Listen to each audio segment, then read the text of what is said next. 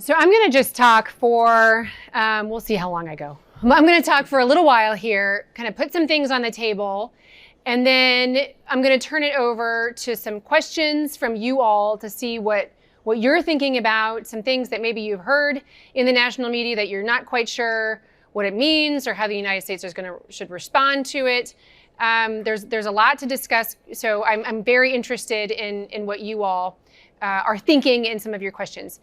So the topic today is really, I want to set the context for the era that really you all are wrapping up university, maybe going on to grad school, and then going into professional worlds and various vocations, and an interest in defense and foreign policy. So what are going to be the major issues that you all are going to be working on with me and my peers? You know, when I was a freshman in college, 9/11 happened. And so I grew up as a college student, the major issues that we were constantly thinking about or that were really pressing in the media and what people were talking about was radical militant Islamism and how we contend with that. How do we deal with that? And what our policy in Afghanistan looks like, in Iraq and beyond. So, but now, while that threat has not gone away at all, it is now no longer viewed as the most pressing threat to the United States and the American way of life. We have now returned to, I tell people, this never really went away. Okay, it never went away. It's just that our adversaries have gotten stronger to the point where now we have to deal with it. And that's major power competition. I don't even really like that characterization. We're rival powers, the United States and the Chinese Communist Party. And the Chinese Communist Party has the greatest national ambition to counter and unseat the United States as the world's preeminent power. And they have the capability to do it, or they're working towards that capability they're very, very dedicated to doing that. So when you think about what is the greatest threat to the United States, you always look at those two conditions.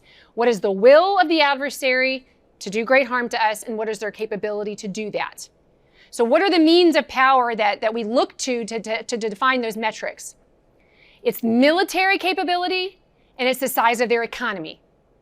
Those are the two things. We like to talk about the strength of our ideas. That is important too. It's especially important, and we'll talk about that too, why that is so incredibly important as the United States not only seeks to deter and defend against the threats facing the United States and our key interests, but also puts forward a positive vision for what a world would look like and continue to look like with the United States as the preeminent power and not Xi Jinping and the Chinese Communist Party. That part is very difficult. Our country is sorting that out domestically. But that's why we cannot afford to set that issue aside and just let those who work on social policy figure it out and get back to us. That is directly related to major power competition. Okay? So I'm going to put that particular issue aside and then I'll come back to that. So this is, how do we get in this fix? Well, it's really been a bipartisan failure of embracing assumptions that did not turn out to be true. One of those major assumptions is that if you bring in these adversary powers into the global trading environment, that they would just be very interested in trade with the United States, and they would set aside and lose some of their ideologies internally that are adversarial to the United States. So you bring China into the global economic system, and they will no longer become a threat to the United States. You still hear people talk that way. Some of my friends in finance will ask me, what do you think the Chinese are going to do? What do you think the CCP will do? Why would they take Taiwan? It doesn't make any sense for them to take Taiwan.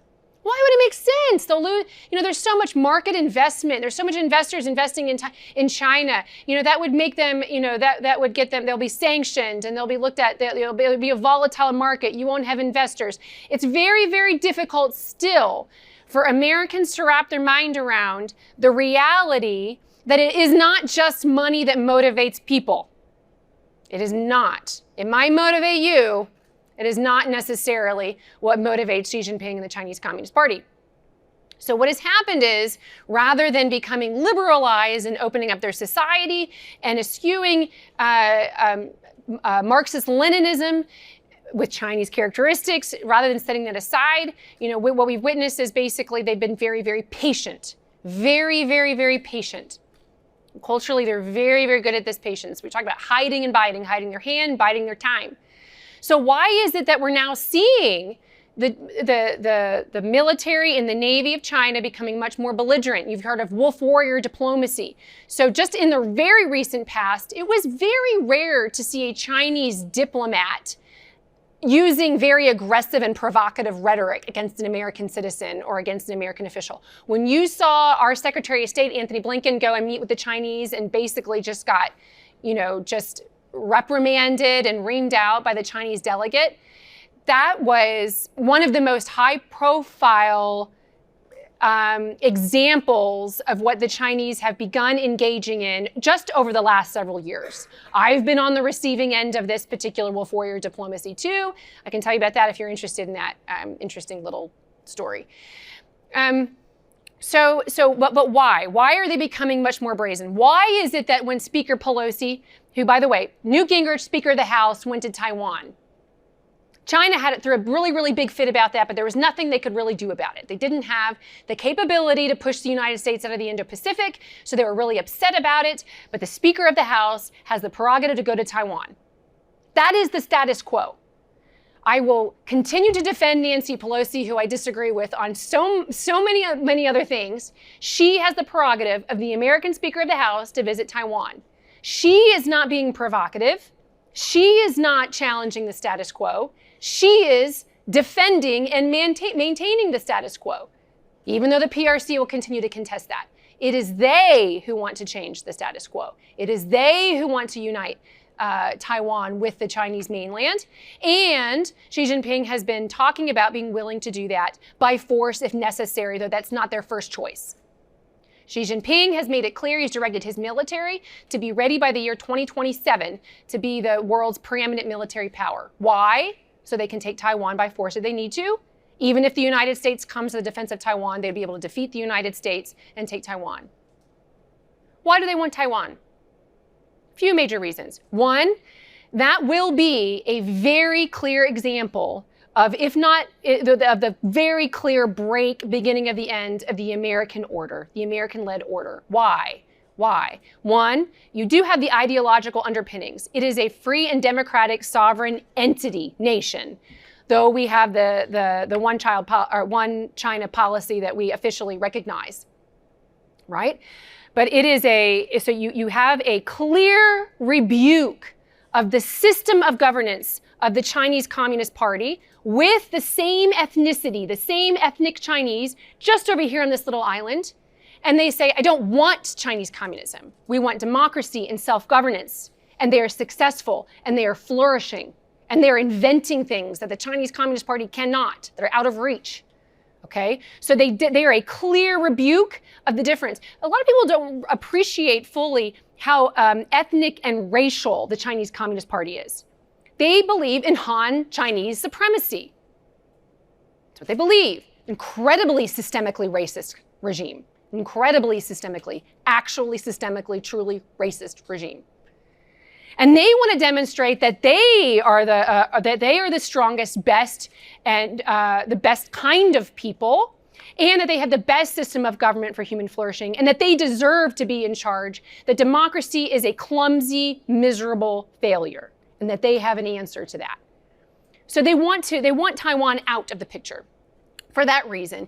Also, just militarily, Taiwan presents as an ally of the United States. It's our ability, again, with our own territory, Guam, and our allies, Japan, in the region, we have an ability to project power in the region and to maintain a free and open Indo-Pacific so that we have international commerce and trade. We say no country has the right to the commons, to the international waters. You cannot take those as yours. They're not yours.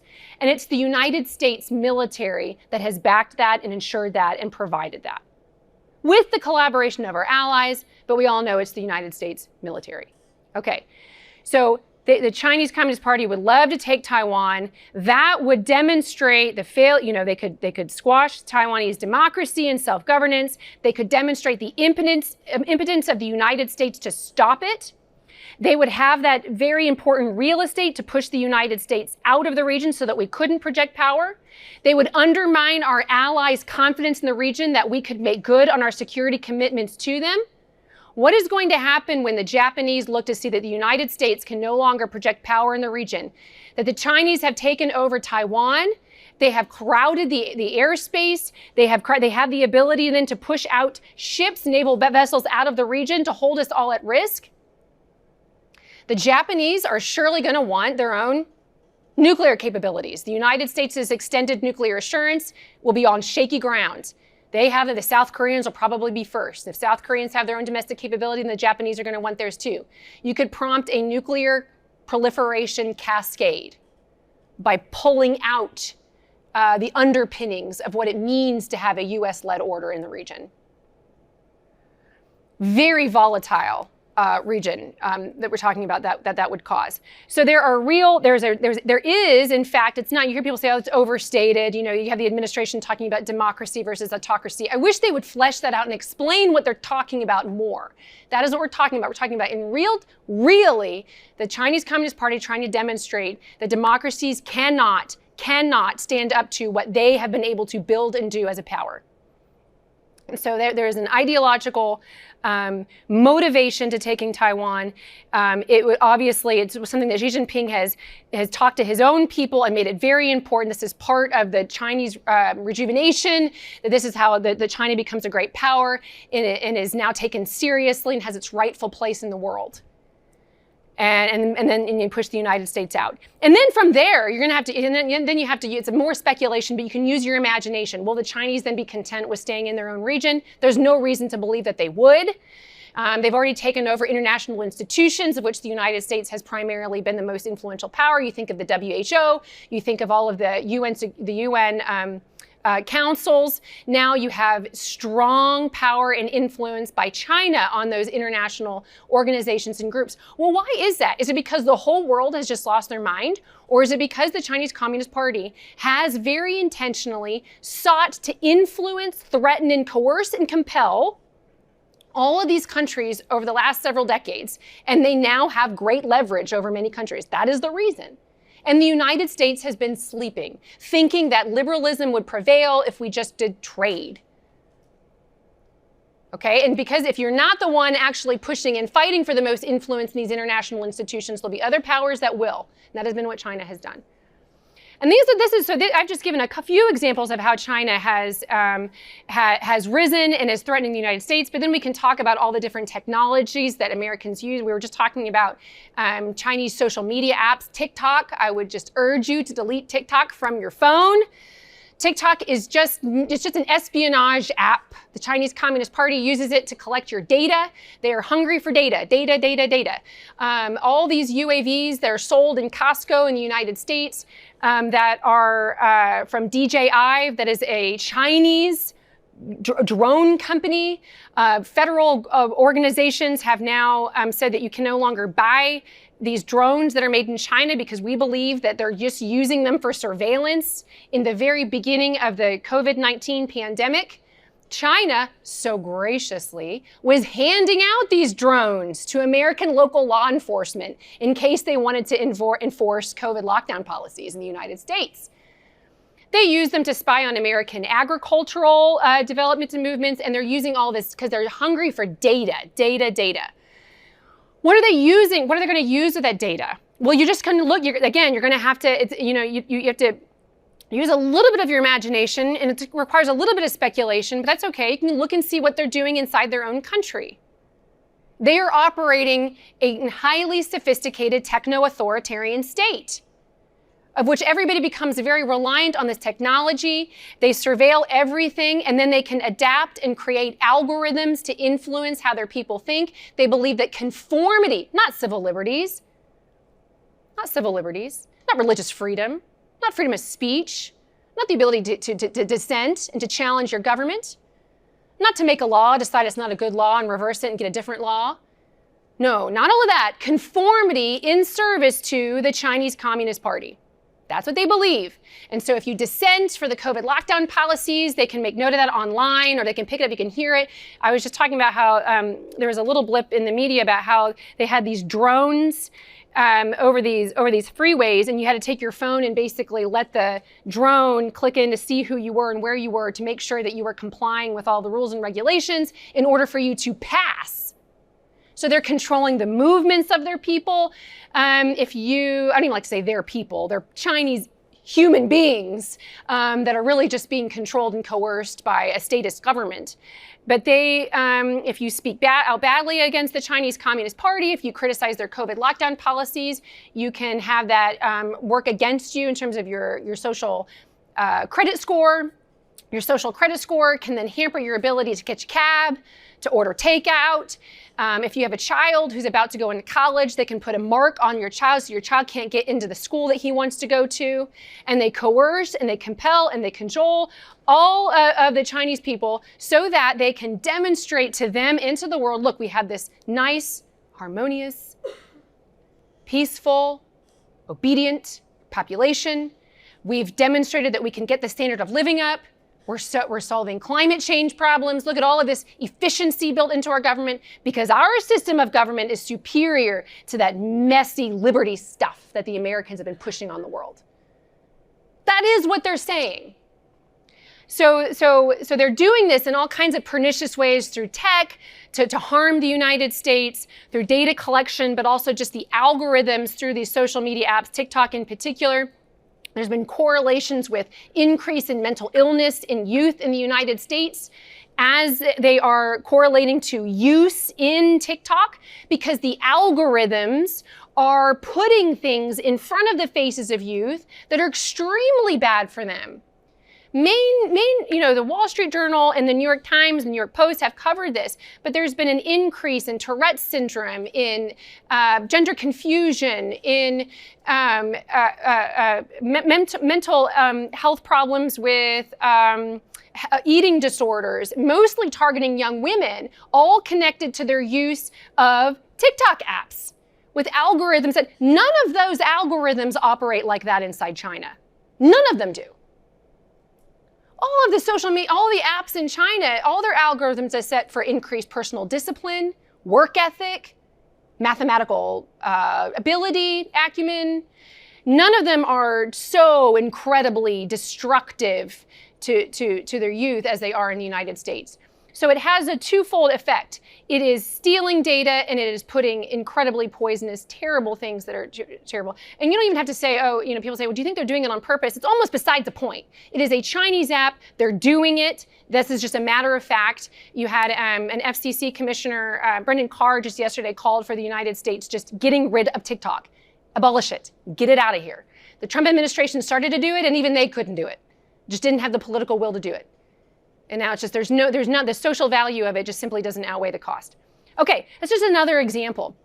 But we can go down the line of all of the different ways they're trying to weaken and pull at the fibers of our country, both domestically and then threatening us militarily and then challenging us in these international institutions. My last point, because I talked about China and Russia, and then I'll turn it over to y'all and to see what you want to talk about.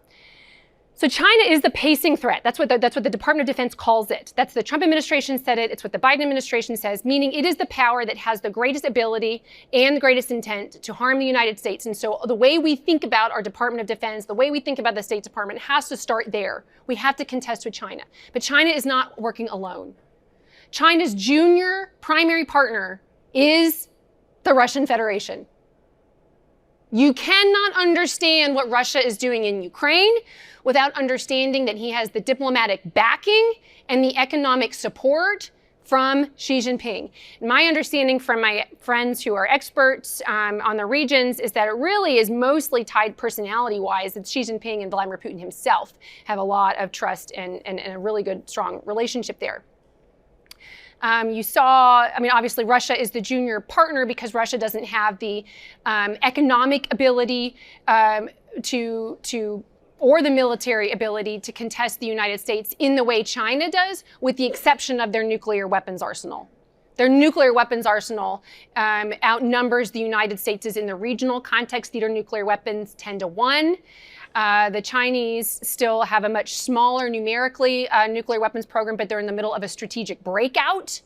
And so in the next decade or so, we're looking at, during the Cold War, we had one major nuclear power that we were contending with to deter. Now, for our generation of having to deal with this, we're going to have two. We're going to have the Chinese and the Russians. And so the Xi Jinping is happy to see Vladimir Putin contesting the United States and giving NATO a really hard time by invading Taiwan, trying to pull at the seams of the NATO alliance. And I don't think we're anywhere near seeing the end of this war in Ukraine, and nobody knows at this point how this is going to end. And all of that serves the interests of Xi Jinping very, very well.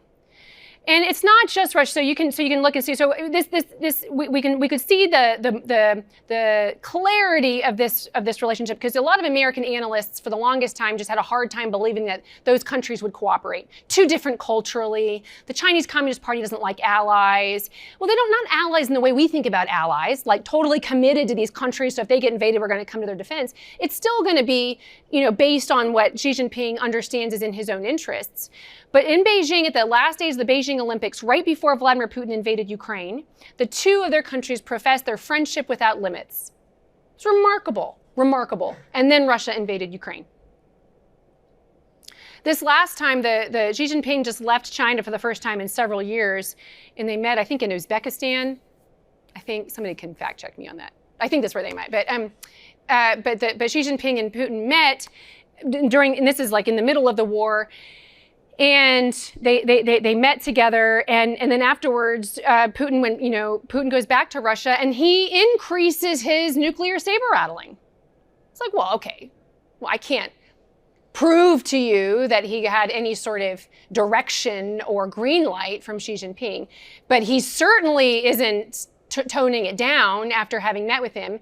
And he is getting his support from China. So far, not direct military aid, but he's getting direct military aid from other authoritarian countries. Anybody know who? Iran is one of the big, is supplying drones to the Russian Federation. And now Kirby announced yesterday, it's now confirmed that we believe that the North Koreans are now funding some munitions to the Russians. So look, I had one of my mentors gave me this great advice years ago, and he said, when you're trying to make sense of the world, there is this tendency to look at this region of the world, look at this region of the world, look at this dictator, look at this situation. What you really need to do is look at the powerful countries in the developing and the dissolving of alliances. That's what you want to look at, the movement, the big movements of alliances. When you begin to really appreciate this, you can begin to see much more clearly what is happening. You have a Chinese Communist Party with a junior partner, Vladimir Putin, in the Russian Federation, wreaking havoc in Europe, hopefully stopped in Ukraine, although I'm not confident that that's where the war is going to end. And that serves the interests of Xi Jinping, whether or not Putin does well or not there. It serves his interests very, very well. A weakened Russia militarily, more desperate and dependent on the Chinese Communist Party, or one who prevails and just weakens and picks apart the NATO alliance. Because we like to talk about how united NATO is right now. There's a lot of fractures in NATO. There's basically two blocks. You have the Poles and the Balts and the Brits who want to help Ukraine win by kicking Russia out of Ukraine. And then you have the other bloc, which is the Germans, the French, and everybody else. And they basically want to just help Ukraine not lose. Very, very different way to approach the problem. Where's the United States in that? Kind of doing this. Trying to not be not to look the worst, trying to make sure we're sort of kind of looking like we're leading. And we are. If the United States sort of pulled its hand away, I mean, all of Europe would just pull apart European allies. So American leadership is providing, at least holding the alliance together to the extent that we are. But there are basically two blocks. My advice has been to throw our weight behind the Polish, UK, Baltic bloc. If the United States made that decision to do that, you would necessarily have to pull these other countries alongside. And that's the way you do it. And by holding back and kind of being indecisive is creating more of a problem in a longer protracted war. So that would be my thoughts on that. But you can see, but now you're seeing North Korea in the middle of testing a bunch and more missiles. They're breaking their own records in illicit missile launches. The last round, they launched them even over Chinese or Japanese sovereign territory. And now they're launching them into international waters. The South Koreans are launching them back into international waters. And the whole thing is extremely dangerous. But because what's going on in Europe is also so dangerous, and China's threat to what they've been doing in Taiwan is so dangerous that it even really hasn't been getting the kind of national media attention that I think that it deserves. It's an incredibly dangerous situation on the Korean Peninsula right now. So that's the situation that we're in. And it's going to be up to us to understand that and then to be able to put forward policies to deter Russia or to deter China, to have leadership in Europe. Leadership is going to look different in these different places. Not all going to look the same. Sometimes it's going to require delegating allies and partners to do different things. The NATO front is going to be those countries along NATO who are the most at risk and most at danger of further Russian imperialism. And they're going to be key for the United States prevailing in this major power competition. But the Russia problem is directly related to our larger, more pressing problem, which is China and the rise of China.